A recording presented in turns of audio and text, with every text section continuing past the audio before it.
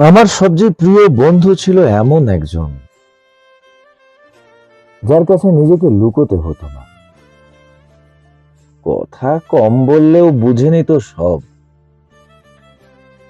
অযথা একবারও প্রশ্ন করত না। একসাথে কাটানো ছোট ছোট মুহূর্তগুলো আজও মনে পড়লে বুকের ভেতরটা কেমন যেন করে। তার সঙ্গে থাকা মানে ছিল নিশ্চিন্তে থাকা, কারণ সে কখনো দূরে সরিয়ে দেয়নি আমাকে। আমি সময় সময় ভুল করেছি, তবুও সে পাশে থেকেছে অনার। বন্ধুত্ব ছিল এক ধরনের ভরসা, যা পাওয়া যায় না সবার থেকে।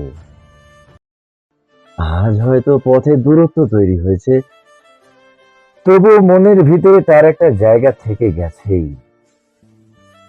কারণ বন্ধুরা বদলে গেলেও সবচেয়ে প্রিয় মানুষ থেকে যায় মনে চিরদিন।